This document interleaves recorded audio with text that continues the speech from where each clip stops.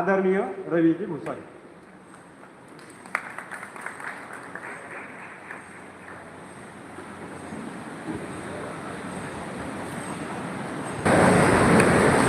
जय श्रीराम. हे बालाजी मंदिराचं जे छप्पर आहे ते मजबूत आहे. त्याची मी गॅरंटी घेतो तो उडणार नाही. तुमची आवाज नाही मोठा आवाज करा. जय जय श्रीराम. जय जय श्रीराम.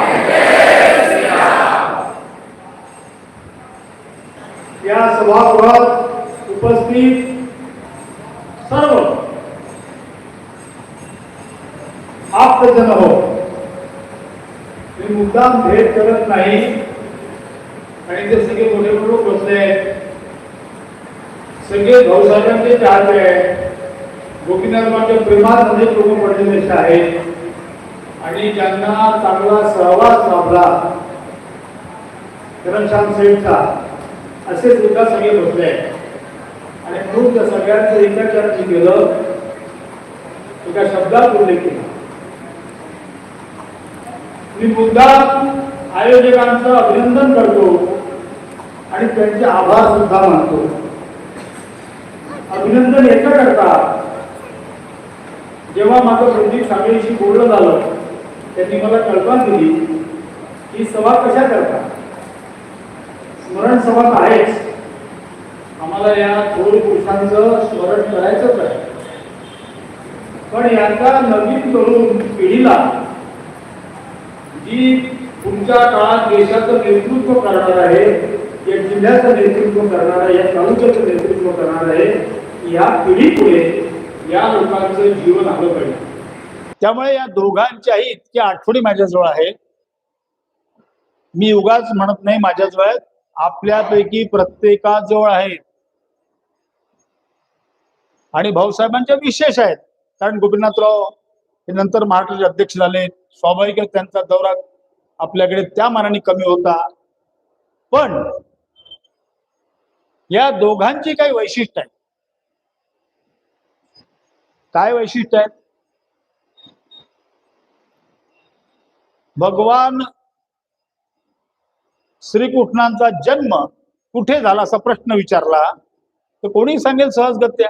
कोणालाही विचारला, अगदी हा लहान बालक सुद्धा सांगू शकेल की त्यांचा जन्म जेलमध्ये झाला, कारागृहात झाला, कंसाच्या कारागृहात झाला. कोणी सांगेल. त्याला मी वाक्य जोडणार आहे की ह्या दोन नेत्यांचा, मी शब्दप्रयोग मुद्दाम करतोय, नेत्यांचा, मी कार्यकर्ता स्वयंसेवक नाही म्हणत, ह्या दोन नेत्यांचा जन्म कुठे झाला असा जर प्रश्न विचारला तर त्याचं उत्तर आहे कारागृहात झाला. यांचं नेतृत्व कारागृहात उभं झालं. गोपीनाथराव मुंडे नाशिकच्या कारागृहात होते, भाऊसाहेब सुरुवातीला अकोला आणि नंतर ठाण्याच्या कारागृहात होते. मिसाबंदी होते. इंदिरा गांधीच्या कृपेने या दोघांनाही जेलची वारी घडली. पण असं म्हणतात ना, इष्टापत्ती. ह्या दोघांचं नेतृत्व ते सामाजिक कार्यात होतेच, काही प्रश्न नाही, संघाचे स्वयंसेवक होते. पण त्यांचं नेतृत्व जे काही उभं झालं, ते काही जन्माला आलं, ते कारागृहात आलं. आणि जसं कृष्णाने संपूर्ण जीवन कृष्णाचं यशस्वी राहिलं, राजनीती राहिलं. कृष्णाच्या रामाच्या चरित्रात राजनीती नाही आहे. भगवान कृष्णाच्या चरित्रात राजनीतीशिवाय काही नाहीये. हे दोघेही राजनीती निपुण होते आणि यांना भरभरून यश मिळालं. जसं कृष्णाने जिथे हात घातला तिथे यशच आहे. कोणतंही असेल तिथे कृष्ण जिंकलाच आहे. हे दोघेही जिथे कुठे गेले असतील, नाही बोलत म्हणतो का? अच्छा, दूर.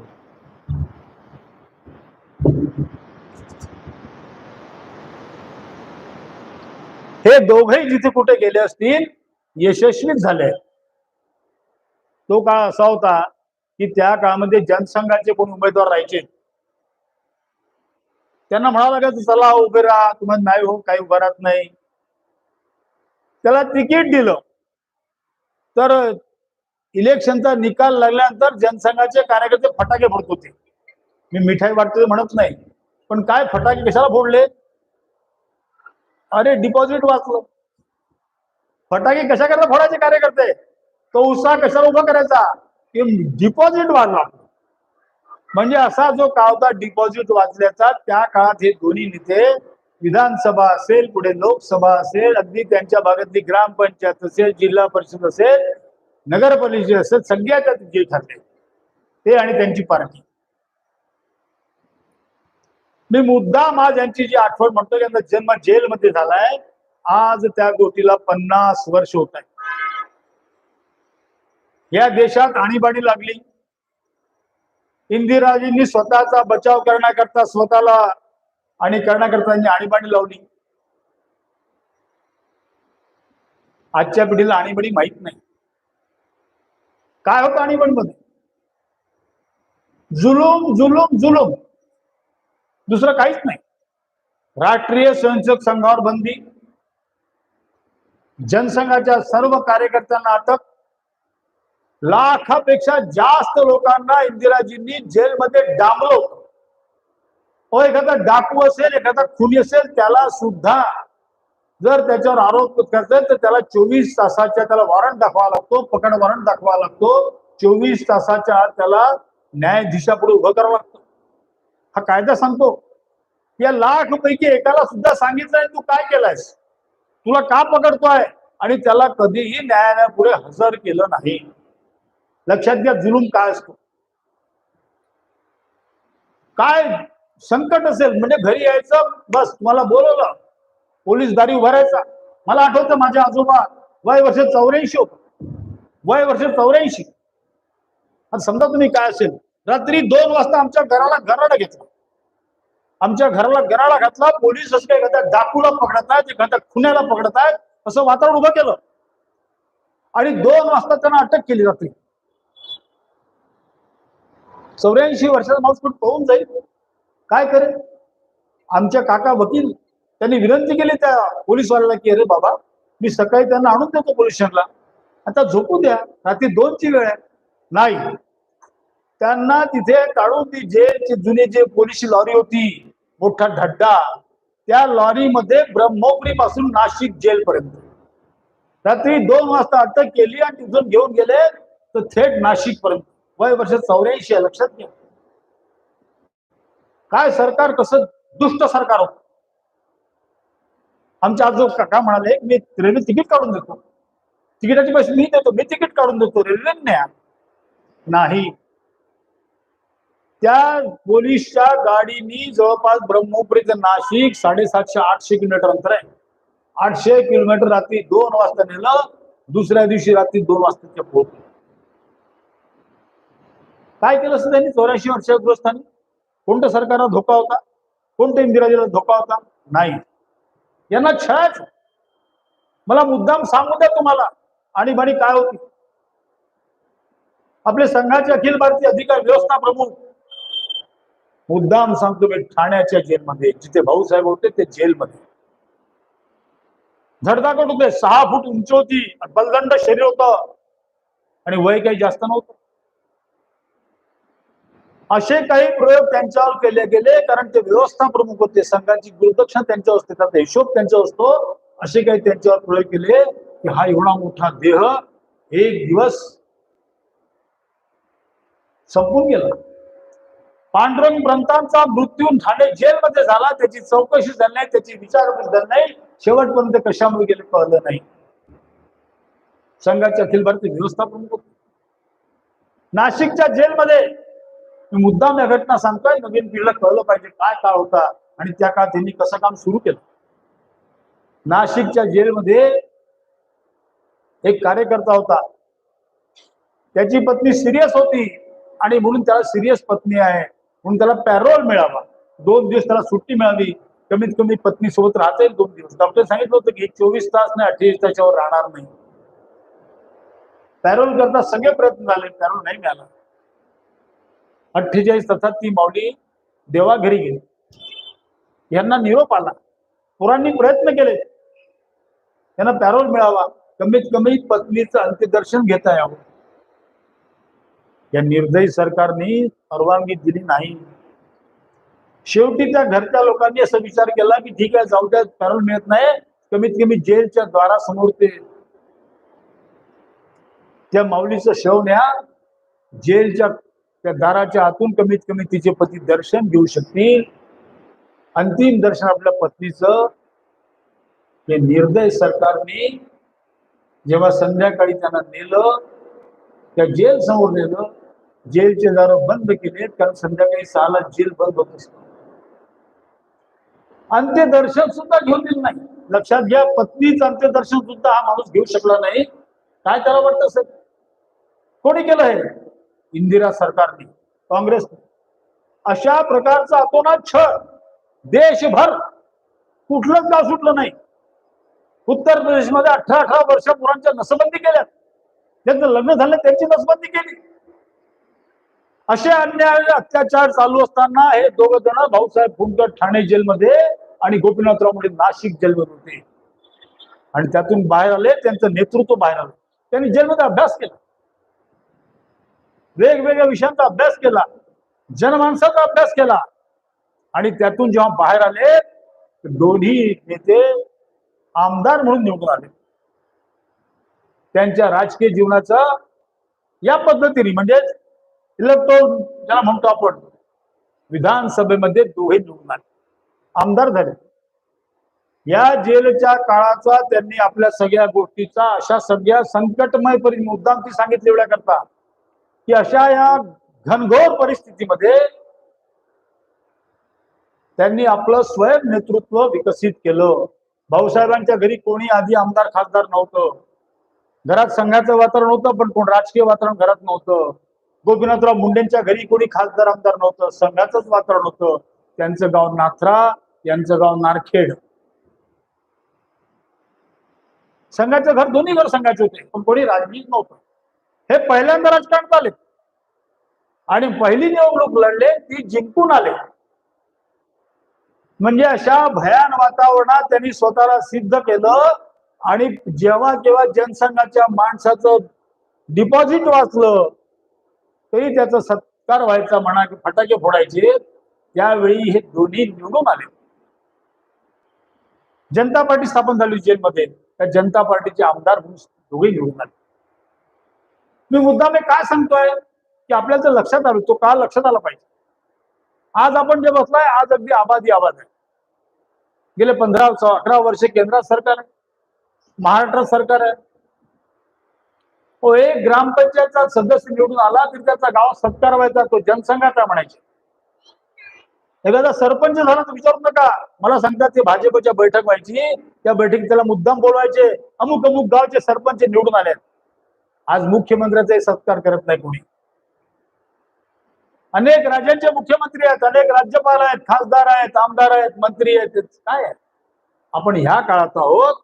मी मुद्दाम जुन्या काळात नेतोय की त्या कठीण काळामध्ये या दोघांनी किती काम केलं, कसं काम केलं.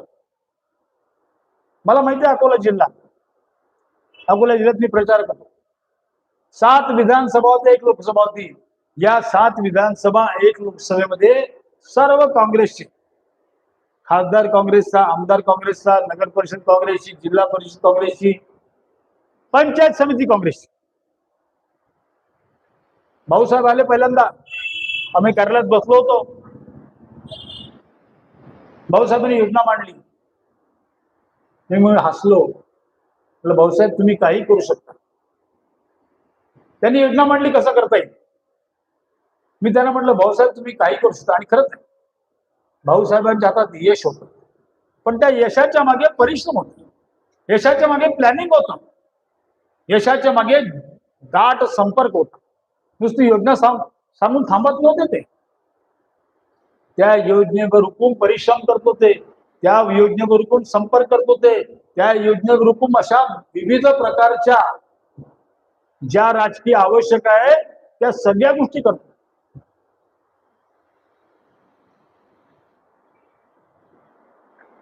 त्यामुळे सामान्य माणसाला जागविण्याचं काम यांनी केलं.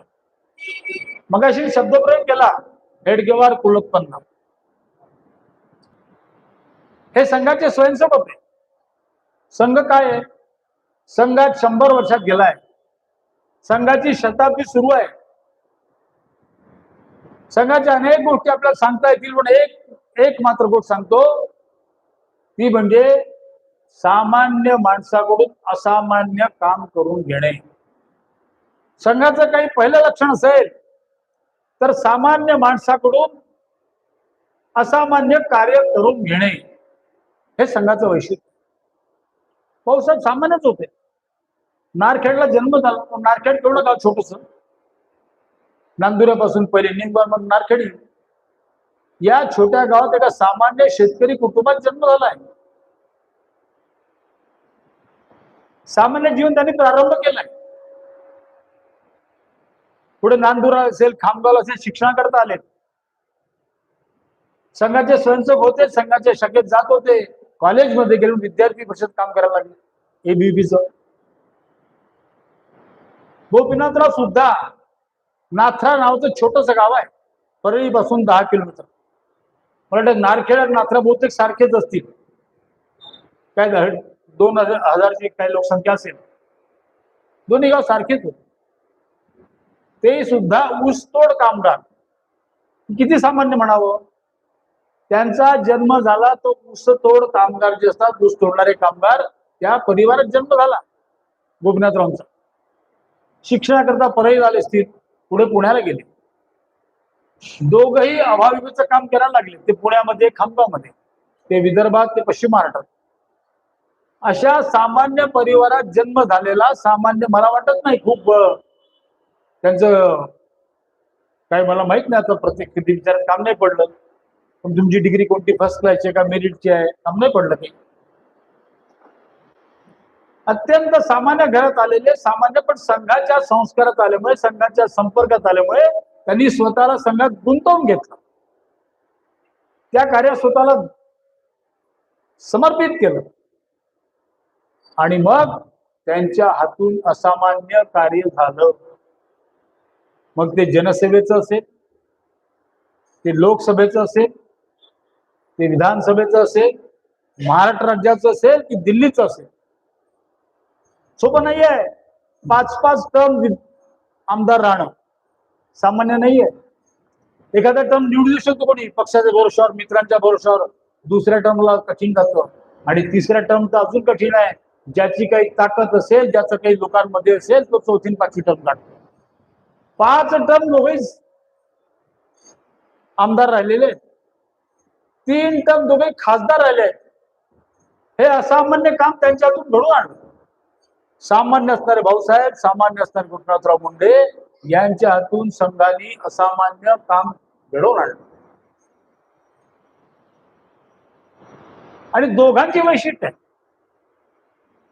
दोघांच्या अनेक समान गोष्टी आहेत. मी सांगितलं की अगदी नाथरा आणि नारखेड इथून समोर आहे. दोघांचंही जेलमध्येच नेतृत्व उभा झालं आहे. दोघेही महाराष्ट्राचे प्रदेश अध्यक्ष होते भाजपचे. दोघे युवा मोर्चाचे प्रदेश अध्यक्ष होते. काळ वेगळा होता पण दोघेही होते. मी सांगितलं आमदार खासदार होतेच.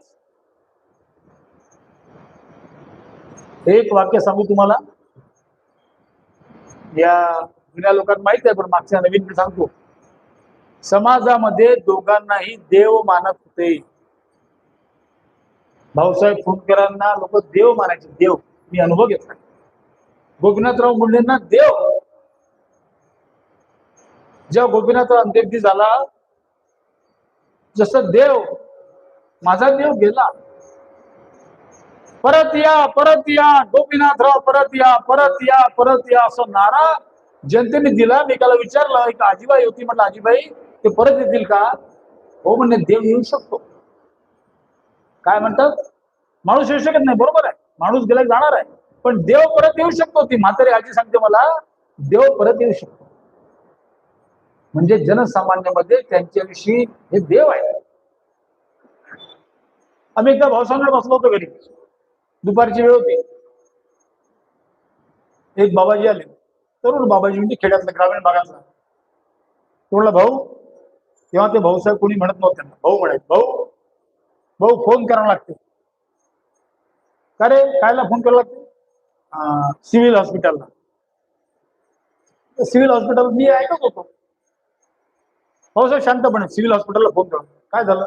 नाही, लक्ष्मीला भरती करेल आहे आणि डिलिव्हरीची वेळ आहे, मग मी काय करू? आता यांचा प्रश्न करू ना, मी काय तुझ्या लक्ष्मीला तू भरती करून आला दवाखान्यात सिव्हिल हॉस्पिटलला आणि ती डिलिव्हरी होणार होईल? नाही भाऊ, तुम्ही डॉक्टरला फोन करा, तुम्ही डॉक्टरला फोन करा. हा ग्रामीण भागाचा आलेला कार्यकर्ता भाऊसाहेबांकडे बसलाय. भाऊसाहेब खासदार आहेत, हे खासदार फोन घेतात, फोन लावतात त्या दवाखान्यात डॉक्टरला आणि सांगतात आमचा कार्यकर्ता आहे, त्याची लक्ष्मी तिची भरती केली आहे, जरा नीट सगळं करा. मला हसायला येत होतं, भाऊसाहेब काय करतो? आता भाऊसाहेबांनी फोन केला, डिलिव्हरी सेफ होणार आहे का? आणि भाऊसाहेब फोन केला, डिलिव्हरी होणार आहे का? हे भाऊसाहेब माहिती आहे, पण माझा कार्यकर्ता आहे. ह्या कार्यकर्ता आणि खरं तुम्हाला गंमत सांगतो, विश्वास कसा असतो. त्या कार्यकर्ता एक तासाभर बसलो होतो आम्ही, तो गेला, तासाभरी आला, पेढे घेऊन आला आणि भाऊ भाऊ पोरग झाला. हा तुम्ही फोन केला, माझ्या देवानी फोन केला, मला मुलगा झाला. हे देवत्व सोपं नाही बरं. तुम्हाला कोणी देव नाही मानत.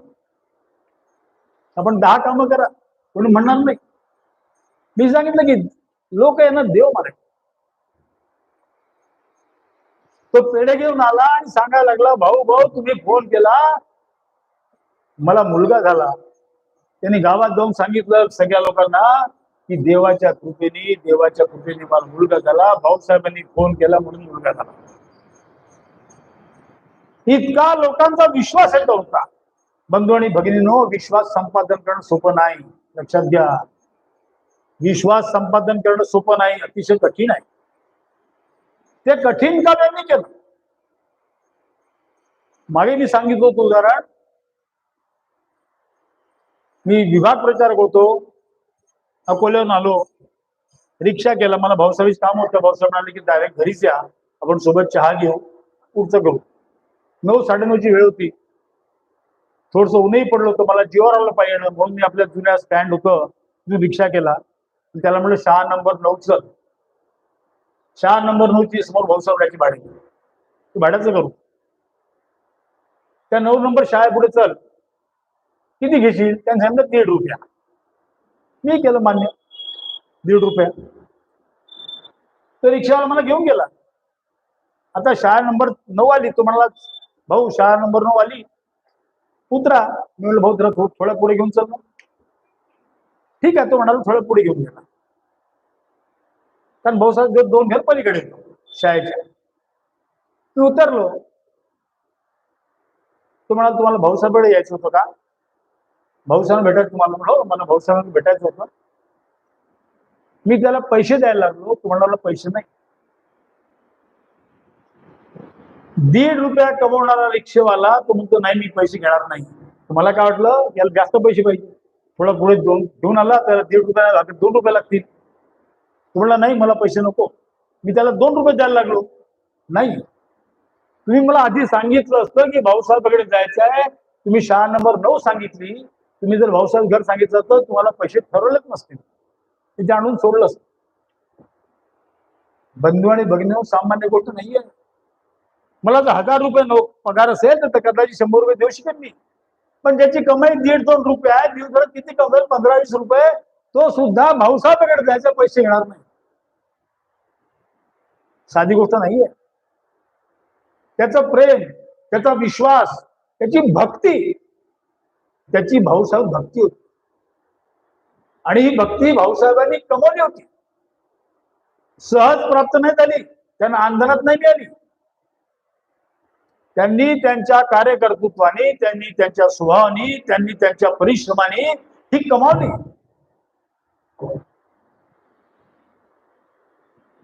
गोपीनाथरावांकडे मी संघटन मंत्री झालो, त्यांच्याकडे गेलो भेटायला. त्यांनी मला 2 तास बसून 2 तास, जे गोपीनाथराव कोणाला 5-10 मिनिटं ऐकायचे सगळ्यांना, पण 5-10 मिनिटं ऐकत नव्हते.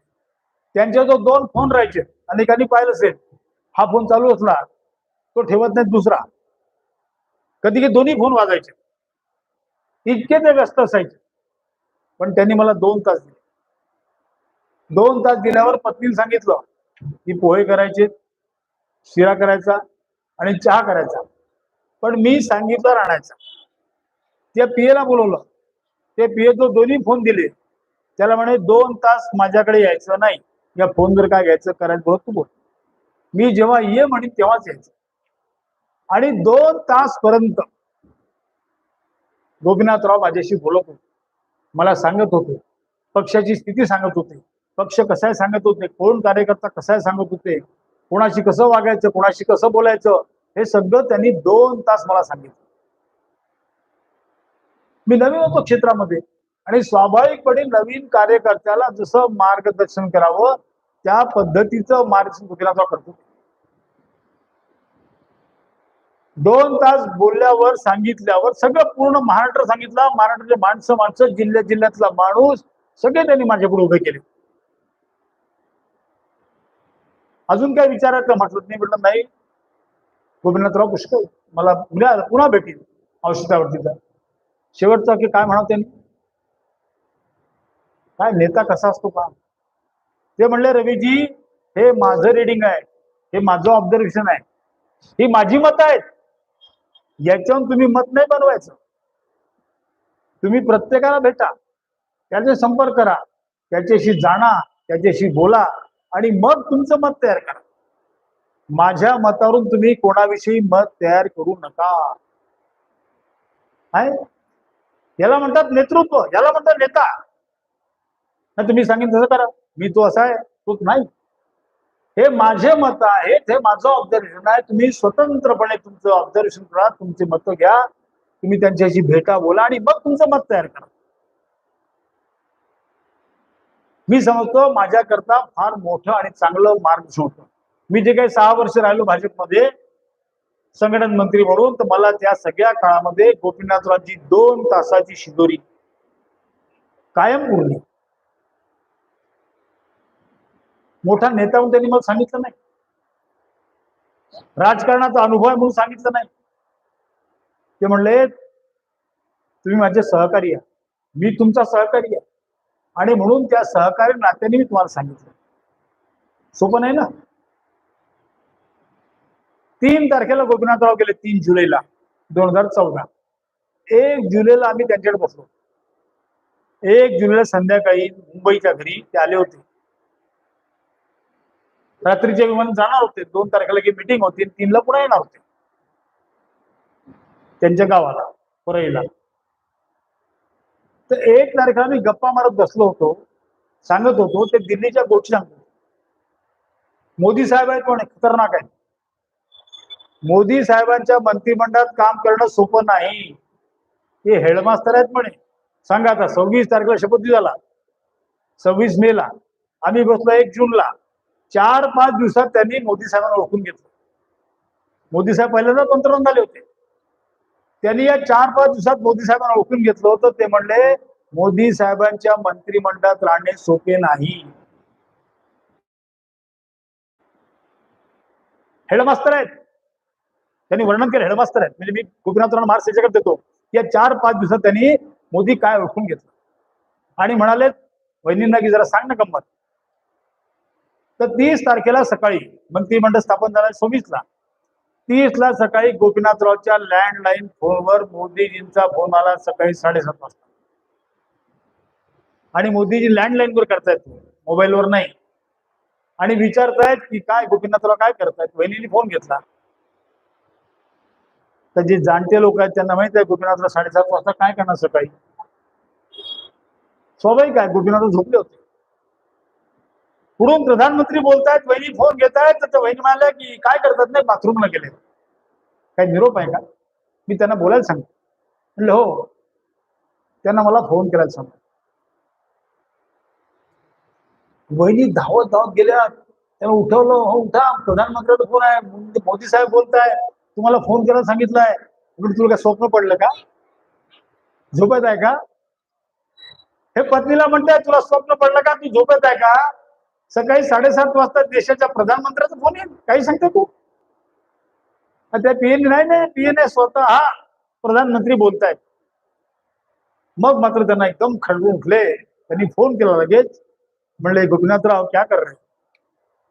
त्यांनी वहिनी सांगितलं बाथरूम आले सांगितलं म्हणून. बाथरूम में, हाँ ठीक है. तो कब आ सकते? आधे घंटे में आ सकते हैं. पीएम हाऊस आधे घंटे में आ सकते? म्हणले नाही कोण म्हणणार आहे. हो म्हणलं येतो. तयार झाले आणि अर्ध्या घंट्यात 8 वाजता ते प्रधानमंत्र्यांच्या निवासस्थानी पोहोचले. आणि म्हणून ते म्हणाले की या मंत्रिमंडळात काम करणं सोपं नाही. पण त्यांनी ओळखलं की मोदी काय चीज आहे, मोदी काय आहे. गोपीनाथांची विशेषता होती ते फार लवकर माणसाला ओळखायचे. एक 2-4 वाक्य बोलले की ते माणसाला ओळखून घ्यायचे. त्यांना दूरदृष्टी होती, दूरचं पाहू शकत होते. 2014 मध्ये भाजपचं केंद्रात राज्य येईल असं वाटत होतं, परंतु 2014 मध्ये महाराष्ट्रात राज्य येईल असं आमच्यापैकी कोणालाही वाटत नव्हतं. कोणालाही म्हणतो मी संघटन मंत्री होतो, केंद्रात नक्की राज्य येईल विश्वास होता, पण महाराष्ट्रात राज्य असं वाटत नव्हतं. 22 डिसेंबर 2014 बीकेसीला सभा झाली. मुंबईच्या बीकेसी मैदानावर फार मोठी, महाराष्ट्राच्या इतिहासातली इतकी मोठी आणि भाजपची सभा होती. 24 गाड्या आल्या होत्या, स्पेशल गाड्या महाराष्ट्रातनं 24 आणल्या होत्या. 5 लाख, कोणी 7 लाख, कोणी 10 लाख म्हणतात, अशी मोठी सभा झाली. आणि सभा झाल्यानंतर मुंडे साहेब आम्हाला म्हणतात, आम्ही बसलो होतो चहा प्यायला, मोदी साहेब चालले गेले. मोदी साहेब होते तेव्हा ते प्रधानमंत्री नव्हते. गोपीनाथराव म्हणतात महाराष्ट्रात राज्य येणार. आम्ही चहाला बसलो तिथे, महाराष्ट्रात राज्य येणार. आम्ही सगळं पाहायला लागलो काय झालं यांना. अरे केंद्रात सत्ता यायची आहे, आपल्या सगळ्यांचंच मत आहे केंद्रात सत्ता येईल, महाराष्ट्रात राज्य येणार. त्यांना दूर तर दिसत होतं की मार्च एप्रिल मध्ये होणाऱ्या निवडणुकात केंद्रात तर येणारच आहे, पण पुढे जे ऑक्टोबर नोव्हेंबरला महाराष्ट्र राज्य आहे त्यात सुद्धा महाराष्ट्राची सत्ता येणार आहे. आमचं दुर्भाग्य असं आहे की हा नेता या स्वप्नपूर्तीच्या वेळी किंवा निर्णयाच्या वेळी या जगात नव्हता. पण केवढा विश्वास होता, आम्ही असो नसू राज्य येईल. दूरदृष्टी. भाऊसाहेब सुद्धा त्याच पठडीतले होते. त्यांनी अध्यक्ष झाल्यावर पहिली घोषणा केली. भाऊसाहेब प्रदेश अध्यक्ष झाले, पहिले अध्यक्ष भाषणात भाऊसाहेब म्हणाले 100% भाजपा. तेव्हा युतीचं राज्य होतं, मिलीजुली सरकार होती, पक्षाचे सुद्धा सगळ्या निवडणुका आपण लढत नव्हतो, अनेक ठिकाणी भाजपचा उमेदवार नव्हता. भाऊसाहेबांनी अध्यक्ष झाल्यावर पहिलं वाक्य म्हटलं की 100% भाजपा. तो स्वप्न नव्हतं, संकल्प होता भाऊसाहेबांचा, आणि तो संकल्प महाराष्ट्रात पूर्ण झाला. 14 साली महाराष्ट्राच्या 288 मतदारसंघात भारतीय जनता पार्टी उभी राहिली आणि राज्य आलं. भाऊसाहेबांची बहुतेक 2009 ची गोष्ट असेल, मला साल आठवत नाही, 9 किंवा 10 ची असेल जेव्हा भाऊसाहेब अध्यक्ष झाले, प्रदेश अध्यक्ष. त्यांनी पहिला त्यांनी संकल्प केला की महाराष्ट्रामध्ये भारतीय जनता पार्टी 100% राहील. मी काय म्हणतो, संकल्प करणारे, स्वप्न पाहणारे नेते नव्हते, एवढंच नव्हते. संकल्प नक्की होता, स्वप्न नक्की पाहत होते, पण ते संकल्प आणि स्वप्न सिद्धीस नेण्याकरता प्रयत्नांची पराकाष्ठा करणारे होते. त्याच्याकरता पाहिजे तशी रचना करणारे होते, दिवसाची रात्र करणारे होते. तेव्हा असं 10 वाजताची वर निवडणूक समाप्त व्हायचं नव्हतं. सव्वा 10 वाजता संपायचा नियम नव्हता. मला आठवतं मी भाऊसाहेब, मी संघाचा प्रचारक होतो, पण भाऊसाहेब म्हणायचं की भाऊसाहेब एक दिवस तुमच्या सोबत येईल प्रचारात, काही काम नाही, तुमच्या गाडीत बसून राहील. सकाळी 9-9:30 भाऊसाहेब कार्यालयात आले, अकोल्याच्या मंदिराचं दर्शन घेतलं, आम्ही दोघांनी भाजीपोळी खाल्ली आणि निघालो. सकाळी 9:30 निघालेलो, सभा घेत शेवटची सभा रात्री 2 वाजता झाली. कुटासा गाव आहे अकोला जिल्ह्यात, या कुटासाला शेवटची सभा रात्री 2 वाजता झाली. 2च्या सभेत 1000 लोक होते. त्या सगळ्या परिसरातले 1000 लोक भाऊसाहेबांचं भाषण ऐकण्याकरता. सभा झाली, सभा संपल्यानंतर आता मला वाटलं झालं सभा संपल्या तर निघायचं नाही. एका कार्यकर्त्याकडे जेवणाचा कार्यक्रम होता, जेवण मात्र नव्हतं, जेवणाचा कार्यक्रम होता. 3 वाजता चांगला मंडप बिंडप टाकलेला होता आणि जसं आपण 12 वाजता जेव्हा इतक्या आनंदाने सगळे लाईट बीट लावून आणि आमच्या जेवणाच्या पंक्ती होत्या. 3 ते 4 आम्ही जेवलो. 4 वाजता मी निघालो, भाऊसाहेब मला अकोल्याला सोडलं आणि तिथून भाऊसाहेब खामगावला आले. किती वाजले असेल भाऊसाहेब पोहोचायला? मला वाटते 5 किंवा 5:30 वाजले किंवा 6 वाजले असतील. नंतर झोपले असतील रात्रभर. आणि मी त्यांना कधीही रात्री 12 असो 1 असो की भाऊसाहेब जांभई देत आहे, कंटाळा आला, आता बोर झालं, खूप फिरलो, नाही, कधीच नाही. रात्री किती वाजो कधी भाऊसाहेबांनी आळस केला नाही, कधी शब्द म्हटला का रे पुष्कळ झाला होता, चला घरी, नाही. कार्यकर्त्याकरता त्यांच्याकरता वेळ आणि वेळच होता. त्यांनी कधीही कार्यकर्त्याला म्हटलं नाही की उद्या ये.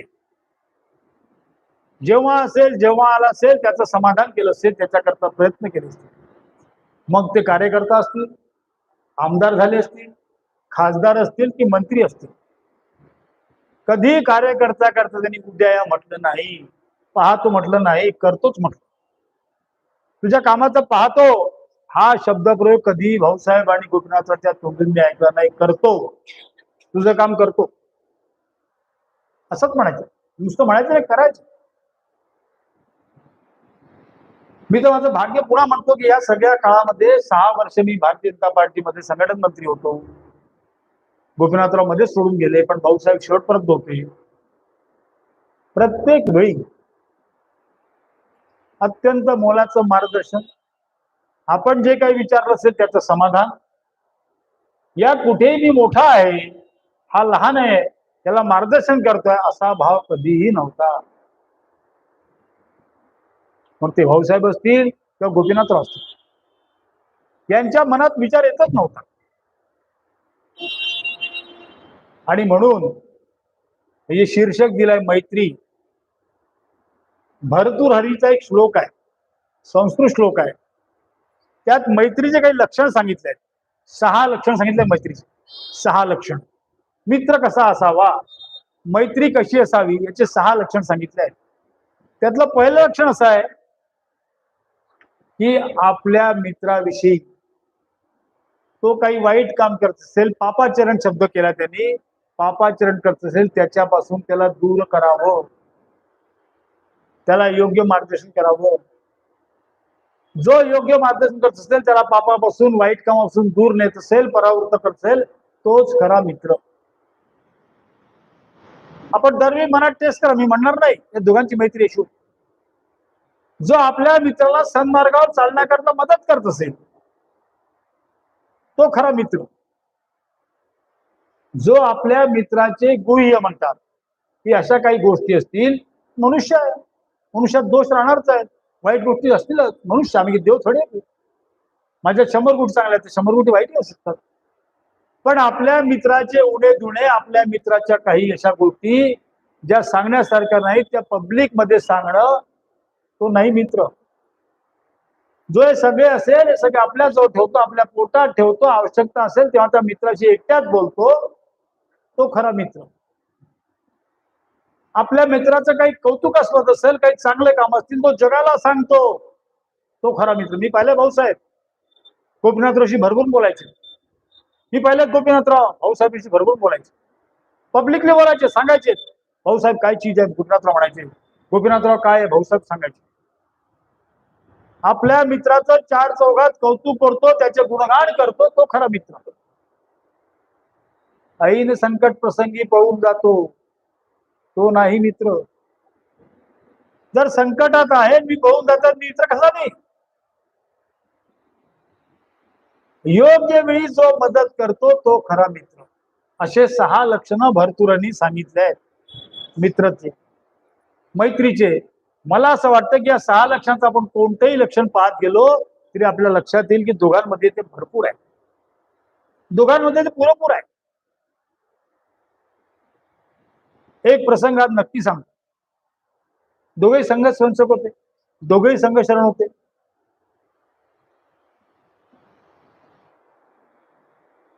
मध्ये असा काळ आला होता की ज्या काळामध्ये गोपीनाथराव मुंडे नाराज होते, काही कारण असतील, आणि अशी हवा होती की गोपीनाथराव भाजप सोडणार, काँग्रेसमध्ये जाणार, असं वातावरण होतं. मी नागपूरला कार्यालयात होतो, माझ्यापर्यंत बातमी आली, टीव्ही सबसे आगे तेज, जे झालं नाही ते टीव्ही सांगत असतो, गोपीनाथराव मुंडे गेले, आता झाले, जाणार आहेत, काँग्रेस जाणार आहेत, सगळे सांगतायत. अशा बातम्या सर्वत्र येत होत्या. मी भाऊसाहेबांना फोन लावला. मला माहित होतं भाऊसाहेब गोपीनाथची मैत्री होती. मी फोन लावला, भाऊसाहेब कुठे आहात? म्हणून मी संभाजीनगरला, औरंगाबादला. पुढचे म्हणाले गोपीनाथराव पुढे बसलोय. माझ्या प्रश्नाचं उत्तर मिळालं मला. भरतूर अली सांगितलंय शेवटचं की योग्य वेळी त्या मित्राजवळ पोहोचणं, योग्य वेळी त्याला मदत करणं. भाऊसाहेब पोहोचले. भाऊसाहेबांना बातमी होती कमी जास्त काही असेल, पण गोपीनाथराव काँग्रेसमध्ये जातात त्याची बातमी होती. भाऊसाहेब सहन करतील का हो? हा मित्र काँग्रेस जाऊ देतील? शक्य तरी आहे? खरा मित्र पोहोचला, मैत्री पोहोचली, तिथे जागृत झाली, आणि भाऊसाहेब गेले. त्यांनी काय सांगायचं ते गोपीनाथरावांना सांगितलं, काय चर्चा करायची केली, आणि थोड्या वेळात ती न्यूज बातम्या यायला लागल्या की नाही, असं काही नाहीये, गोपीनाथराव पुढे जाणार नाहीये. त्यांनी पुढे इंटरव्ह्यू दिला.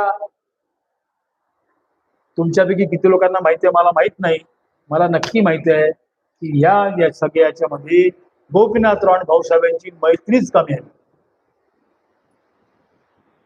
हे मित्रप्रेम हे तिथे उपयोगी पडलं.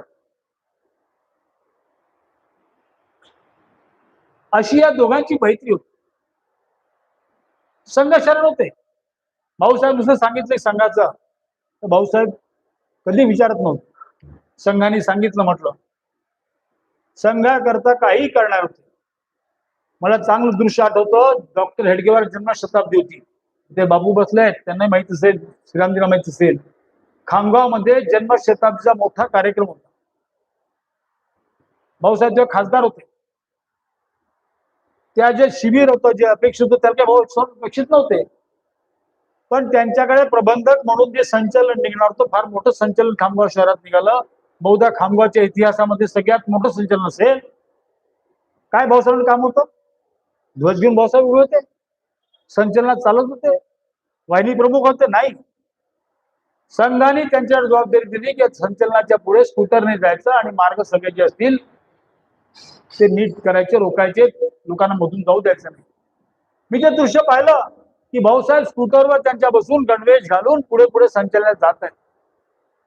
एवढा मोठा खासदार नाही वाटत, मग मी खासदार, मला हे काम सांगता का? अरे मी त्या जीप मध्ये बसीन, मी ध्वज हातात घेईन, काय म्हणू शकतो ते? नाही. संघाने जे सांगितलं ते काम. संघाने सांगितलं, भाऊसाहेब तुम्हाला या रक्षण रचनेत राहायचं आहे, तुम्हाला स्कूटर घेऊन पुढे पुढे जायचं आहे, गणवेश घालून जायचं आहे. मी ते भाऊसाहेब पाहिले, आपण अनेकांनी पाहिले. संघ शरण भाऊसाहेब, गोपीनाथराव संघ शरण होते. पूजनीय बाळासाहेब देवरासांचा आणि निर्वाण झालं. बाळासाहेबांचं शव नागपूरला आणलं आणि त्याचा अंत्यविधी तिथल्या गंगाबाई घाटावर करणार होते. रज्जूभाई तो सरसंघचालक झाले होते, ते कलकत्त्याहून येणार होते, आणि कलकत्त्याहून येऊन नागपूरला विमान येणार, आणि तिथून ते वेळ ठरली होती, विमान लेट होत होतं. कसे रज्जूभाई येतील, कसं करता येईल, काय करता येईल, त्यांना कोणत्या वाहनाने एअरपोर्ट ते 20-25 मिनिटं लागतात, कसं आणता येईल. सहज प्रमोदजी महाजन बसले होते. प्रमोदजी आपल्या कार्यावर म्हणाले की गोपीनाथला सांगा. प्रमोदजी गोपीनाथ म्हणायचे, गोपीनाथ सांगा, तो जाईल. महाराष्ट्र राज्याचा उपमुख्यमंत्री होते गोपीनाथराव, महाराष्ट्र राज्याचे उपमुख्यमंत्री होते. लाल दिव्याची गाडी होती. महाजन साहेबांना लक्षात आलं की लाल दिव्याची गाडी सपाट येते, 25 मिनिट लागणार नाही, 15 मिनिटात पोहोचेल. आणि म्हणून तिथला कार्यवाह सांगितलं, विलासजी फडणवीस कार्यवाह होते, विलासजींनी सहज सांगितलं, गोपीनाथराव एक छोटस काम करायचं आहे. काय? रज्जूभाईने घ्यायला एअरपोर्टला जायचंय. जातो. त्यांनी विचारलं, ड्रायव्हर पाठवतो, प्रबंधकाला पाठवतो, त्याला पाठवतो, अमुकाला नाही. कार्यवाहीने सांगितलं, मी संघाने सांगितलं, हा राज्याचा उपमुख्यमंत्री स्वतःच्या गाडीत जीवानं घ्यायला गेला, सरसंघचालक घ्यायला गेला. संघाने जे सांगितलं करायचं. ही संघशरणता दोघांमध्ये होती. आणि म्हणून मग अशी म्हटलं, या सगळ्या गोष्टीचा निचोड काढायचा असेल ते हेडगेवार कुलोत्पन्न असंच म्हणावं लागेल. आता हे सगळं आपलं प्रयोजन कशा करताय, आपण सगळे ते कशा करता जमलो आहे. त्यांचं जीवन ऐकायचंच आहे, पण त्यांचं जीवन अनुसरायचे सुद्धा आहे. त्यांचं जीवन ऐकून केवळ नाही, तर त्यांच्या मार्गावर चालण्याकरता आपल्या सगळ्यांना संकल्पबद्ध व्हायचं आहे, कटिबद्ध व्हायचं आहे. आणि मला असं वाटतं की ते बसलेले सगळे याच्याकरता तयार होतील, कोणी नाही म्हणणार नाही. जेव्हा पंडित दीनदयाल उपाध्याय वारले, धक्का होता. जनसंघाचे अध्यक्ष होते, सगळ्या पूर्ण देशाला धक्का होता. कसा धक्का असेल, दीनदयालजी वारले त्या कसा धक्का होता. आमचा एक मित्र मला म्हणाला की मी 8वीत होतो म्हणे, 68 सालची गोष्ट आहे. तो म्हणाला मला समजलंच नाही, मी शाळेतून घरी आलो, माझे वडील रडत होते, आई रडत होती, मोठा भाऊ बहीण रडत होती, घरातले सगळे रडत होते. मला समजेत ना काय कशा करता रडत आहे, 8वीतला पोरगा काय समजणार. तो म्हणाला की एकदम कानावर बातमी आली, रेडिओ सांगायला लागला की अब दीनदयाल नहीं रहे. तेव्हा रेडिओ होत्या, बातम्या होत्या, अब दीनदयाल उपाध्याय नहीं रहे. अशी बातमी ऐकल्याबरोबर आई वडील नाही, घर रडायला लागले. तो म्हणाला माझ्या वडिलांना मी त्यांचे वडील वारले असताना सुद्धा रडताना पाहिलं नाही, त्यांचे साक्षात पिता वारले असताना सुद्धा रडताना पाहिलं नाही, पण दीनदयालजी नाही राहिले, घर ओक्साबोक्सी रडत होतं.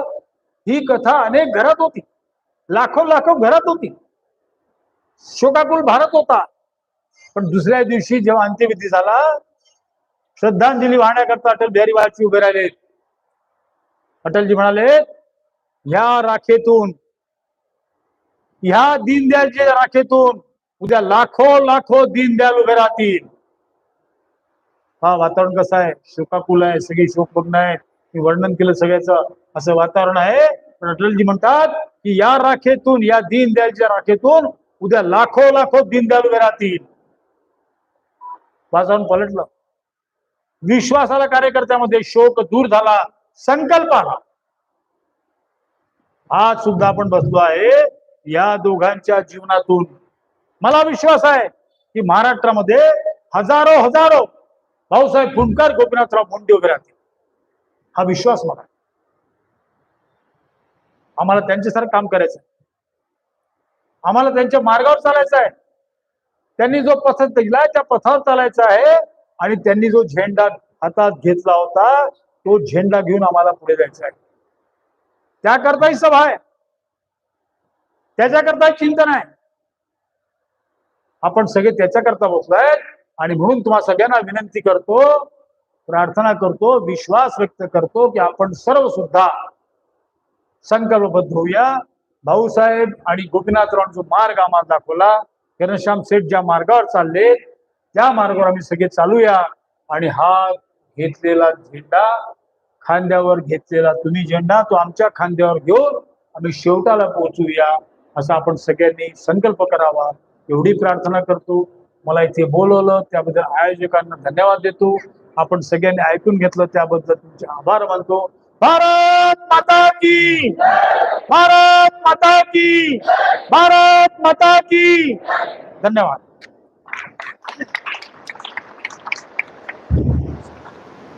आदरणीय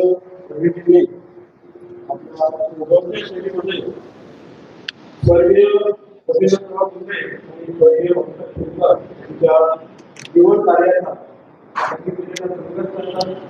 आणि त्याच्या जीवनाचे आठवडे त्याचा उजाळा केलेला आहे. म्हणून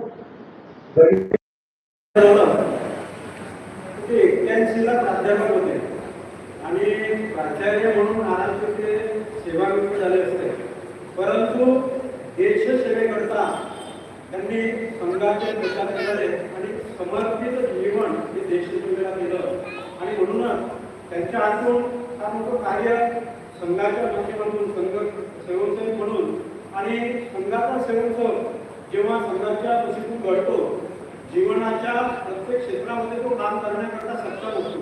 मग ते शिक्षण क्षेत्र असेल, राजकारण असेल, समाजकारण असेल, वनवासी क्षेत्र असेल, या विविध क्षेत्रामध्ये तो कार्यकर्ता सक्षमपणे काम करतो आणि अशा हजारो कार्यकर्त्यांच्या भरोश्यावरती हा देश भविष्यात निश्चितपणे संपन्न होईल, सुजलाम होईल, सुफलाम होईल यामध्ये किंचितही शंका नाही.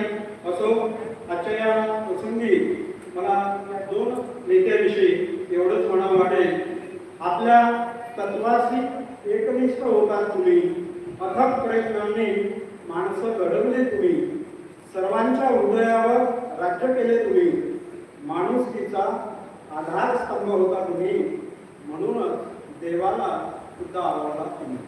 पुढे शेका आपणा सर्वांच्या वतीनं मी आता स्वर्गीय गोपीनाथराव मुंडे आणि स्वर्गीय भाऊसाहेब कुलकर यांना भावपूर्ण आदरांजली या ठिकाणी आपल्या सर्वांच्या वतीनं अर्पण करतो आणि आजच्या कार्यक्रमाचं जे शेवटचे पुष्प आहे आभार प्रदर्शन, ते आभार प्रदर्शन करण्याकरता मी आमंत्रित करीत आहोत सन्माननीय प्रदेशची सांगळे यांना.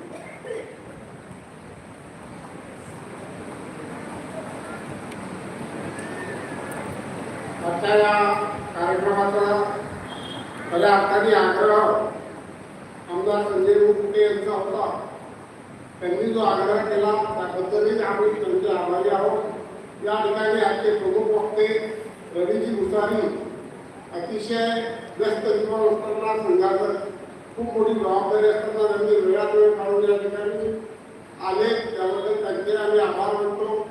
आमच्या महाराष्ट्राचे कामगार मंत्री आकाशदादा खोडकर यांनी सुद्धा आपला वेळ घेऊन कार्यक्रमाला पूर्ण वेळ उपस्थिती दिली. तसेच या ठिकाणी उपस्थित सर्व महिला भगिनी यांनी सुद्धा आपला घरचा व्यस्त जीवन असताना भाऊसाहेब आणि मुंडे साहेब यांच्या जीवनावर आधारित ज्या गोष्टी आहेत आठवणी ऐकण्याकरता या ठिकाणी उपस्थित झाले. अनेक कार्यकर्ता बंधू बाहेरगाव या ठिकाणी आले. त्या सर्वांच्या लोकनेते विचारमंचाच्या वतीने आभार व्यक्त करतो. सागरदादा होलकर या ठिकाणी उपस्थित झाले, जिल्हा अध्यक्ष या ठिकाणी आले. या सर्वांचा आम्ही आभार व्यक्त करतो आणि कार्यक्रमाची सांगता आपल्याला राष्ट्रगीताने करायची आहे. आपण राष्ट्रगीत म्हटल्यानंतर या ठिकाणी जायचं आहे. त्यानंतर ज्यांचं श्रद्धांजली व्हायची असेल, पुष्पांजली व्हायची असेल, त्यांनी कार्यक्रमावरती पुष्पांजली वाहण्याकरता या ठिकाणी आहे.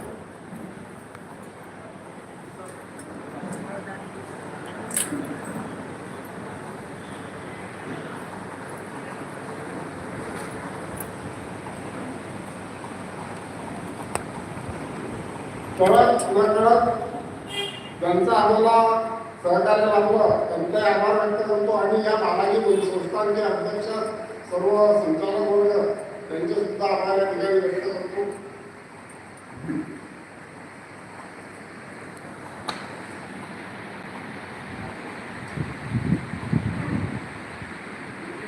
तोंडाने म्हणू